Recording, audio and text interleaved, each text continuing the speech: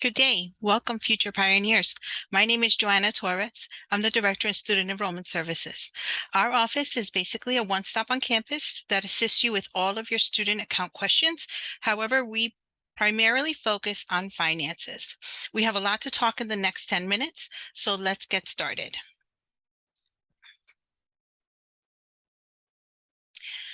Our office will work together with our financial aid office to determine the status of your awards, to help you submit documentation.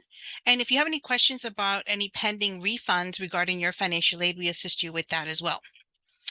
We also help translate how that financial aid gets onto your billing account for any payment questions you have or payment options that you may have, any balance inquiries, and we also accept payments in our office as well. And then alongside with that, we work with the records office. We basically are the office that will assist you whenever you need an official transcript. If you ever need an enrollment verification, basically something that from the university, the official document for the university that indicates that you are an enrolled student here and you are attending full time, or any form completion that you may need in the future. Most of the time it has to do with teacher certifications or nursing certifications.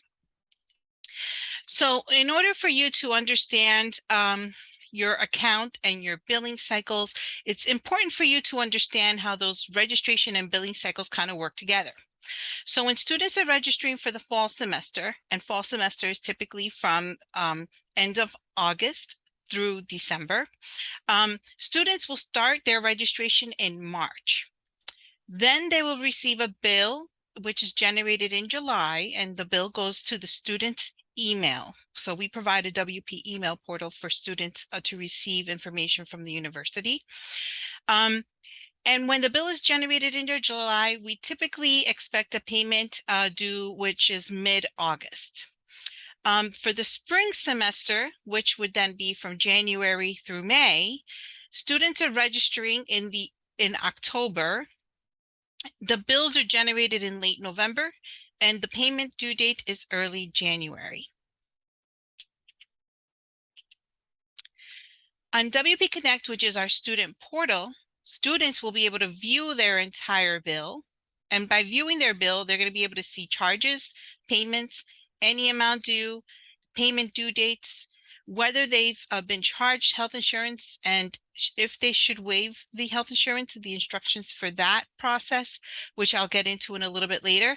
And then in the event for tax information for next year to see if you're eligible for any tax deductions, we also do provide the 1098-T forms every January for the prior year on that portal as well.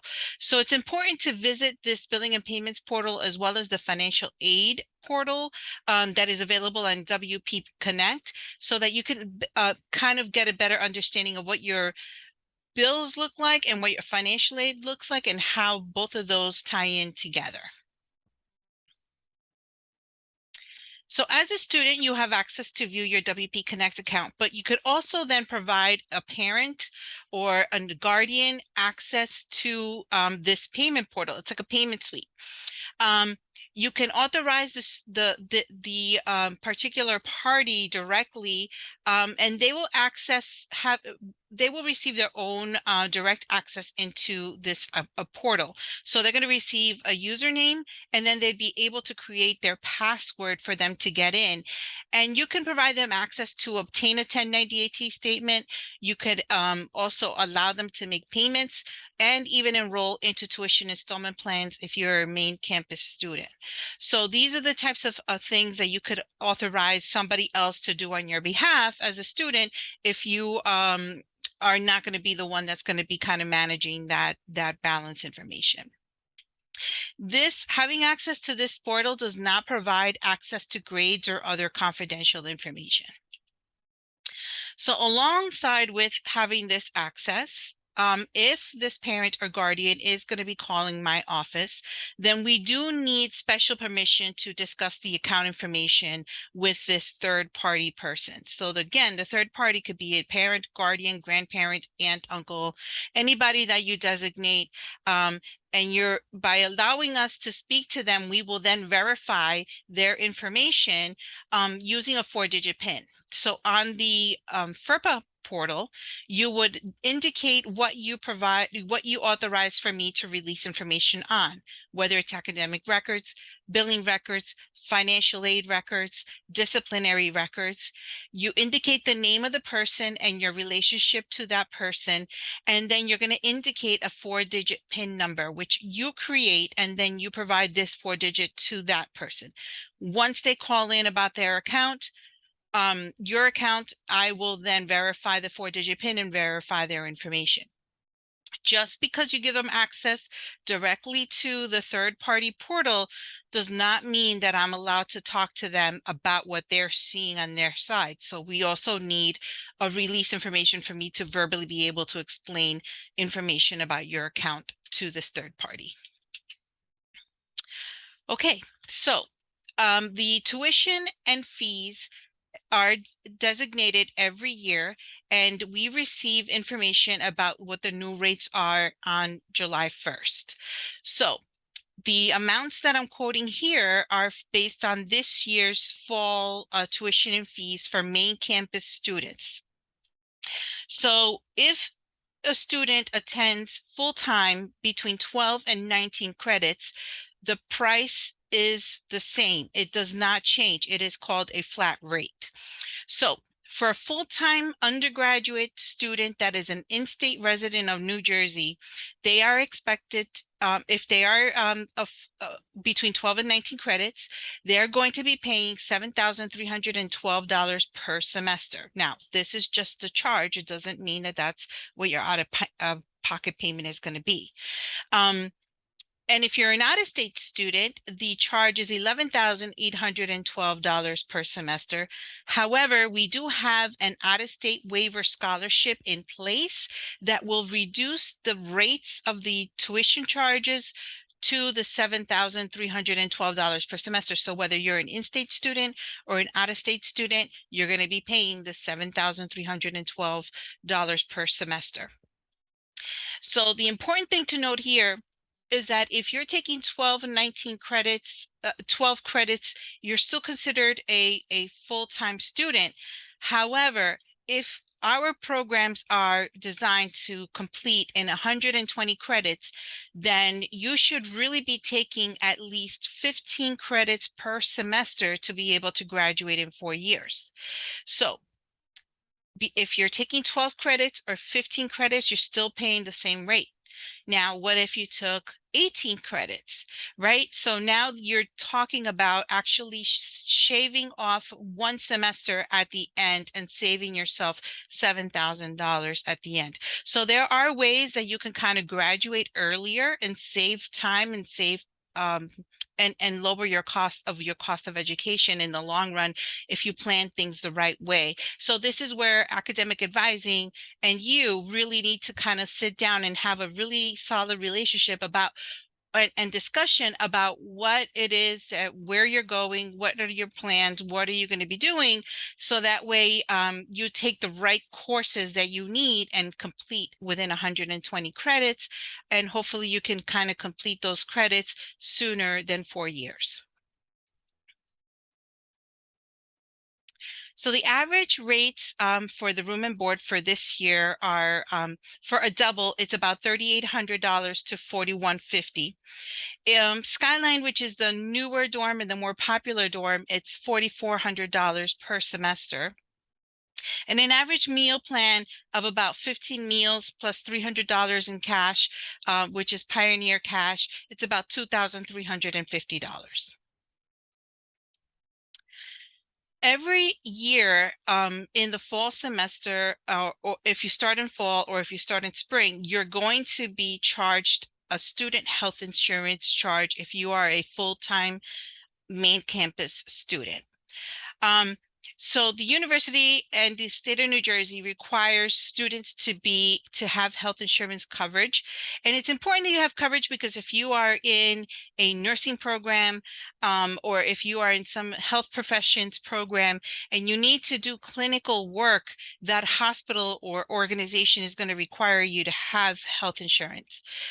However, if you already do have health insurance coverage through your parent, through the parent's company or through the marketplace, then it's okay. We can waive this charge.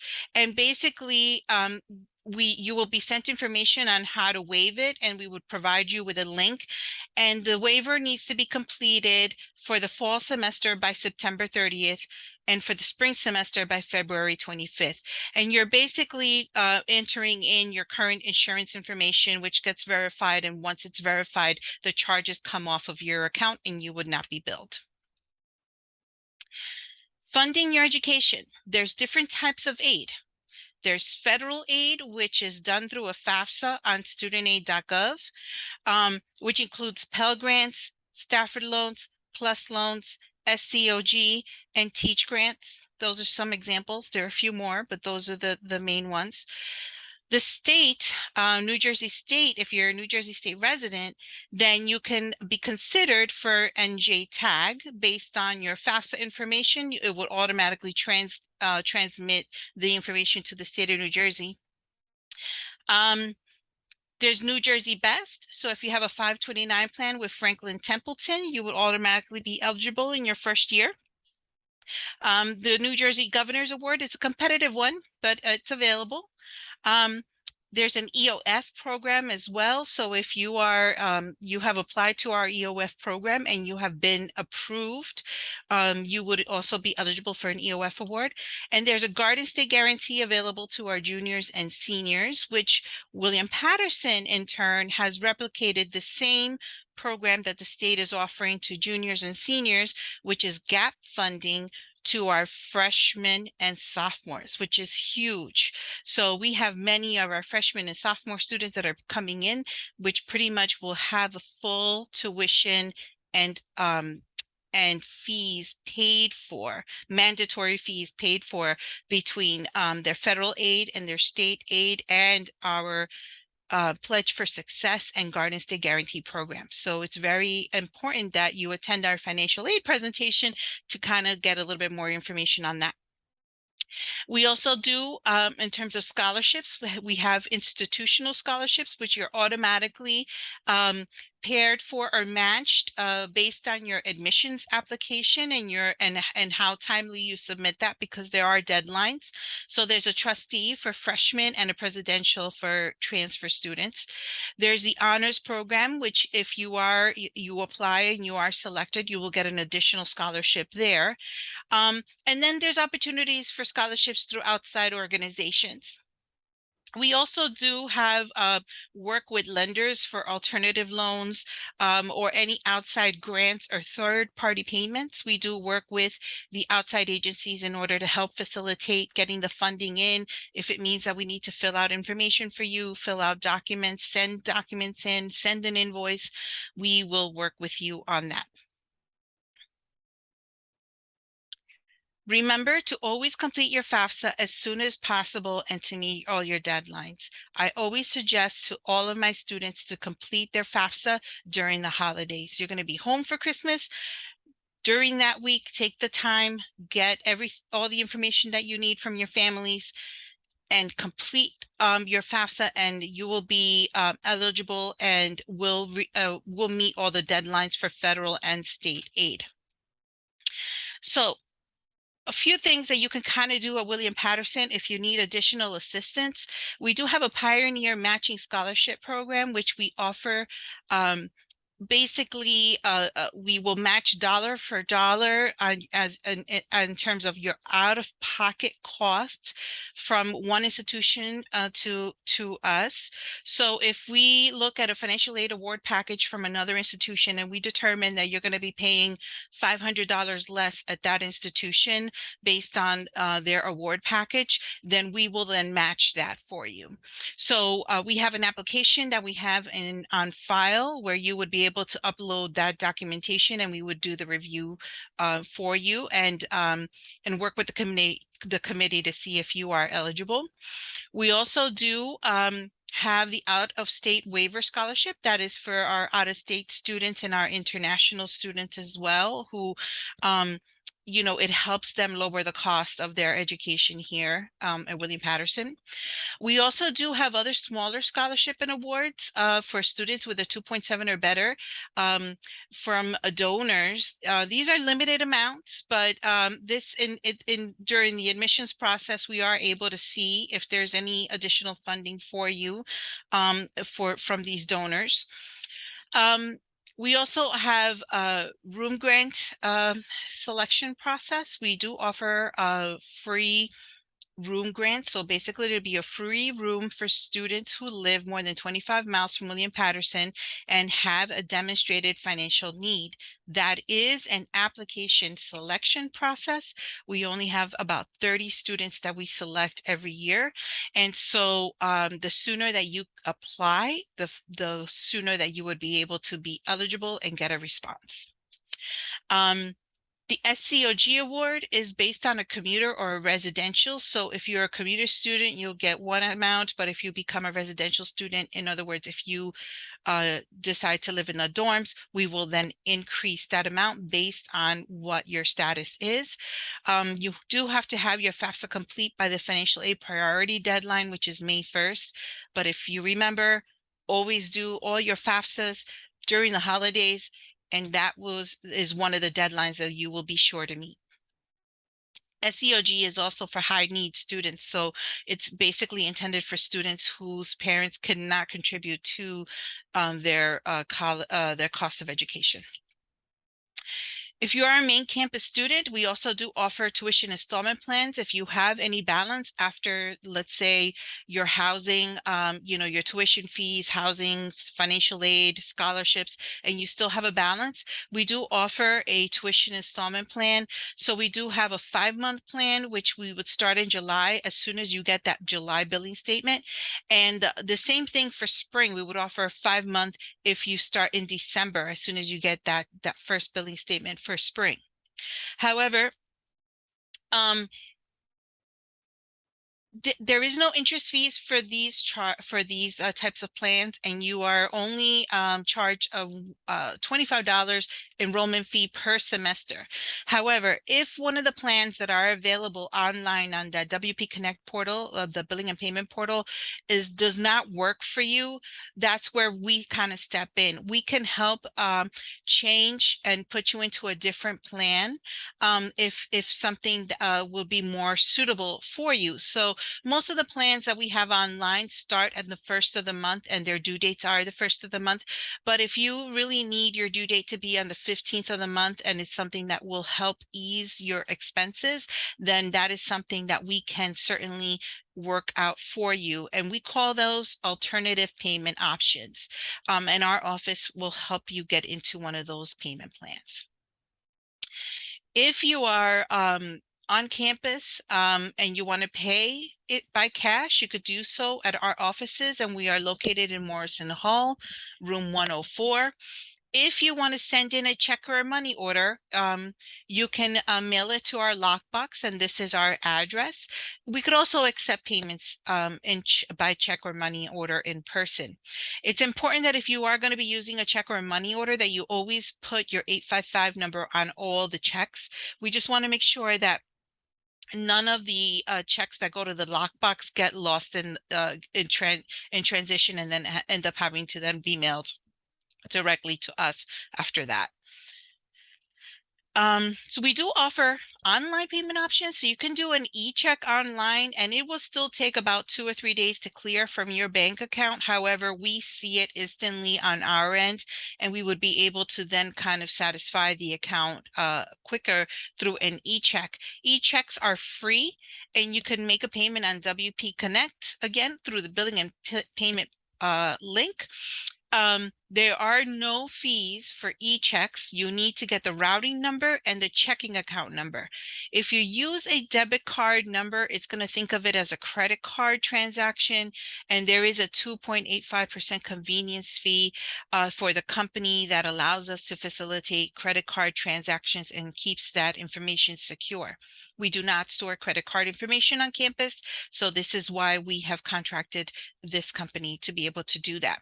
So I always recommend, if instead of using a debit card, get the routing number and checking account number and make a free e-check payment, and there will be no additional fees. Lastly, if we have any student athletes, this is important, or a student that we know that has some sort of an ailment that may prevent them from completing a semester. So we do offer tuition insurance through Alliance Global Assistance, and basically it's tuition insurance that will help you get refunded for your tuition in case of any major illness, or if you're a student and you receive a concussion and you have to, your doctor advises you to kind of step out of classes for the remainder of the semester. This is always a good way for you to protect your investment and make sure that you're going to get a refund on the monies that you have already paid for the semester. So this is something that I highly encourage you to look into if you're an athlete, or if you have some sort of an ailment, and consider it, because it's not that expensive and it's going to help you kind of protect your investment, really get that refund that you need. If you have any questions, feel free to contact us. This is our webpage. We also do have how-to videos. This presentation is also on our website, which is wpunj.edu/CenterSS. I know it's going to be shared with you today, but it's also on our website as well. And if you have any questions, feel free to give us a call. If you want to meet and talk virtually, we can do that, or talk in person, we can do that. And we can kind of review your FAFSA. We provide FAFSA support. We provide New Jersey HESA support information as well. So any questions that you may have, please feel free to contact us anytime. If you if you have Facebook or Twitter or Instagram, also feel free to add us at WPUNJ SES. We do provide information on our social media channels about scholarship opportunities as well. Thank you so much for attending our presentation, and I hope that you enjoyed your day at our virtual open house, and we look forward to seeing you on campus soon. Take care and have a great day.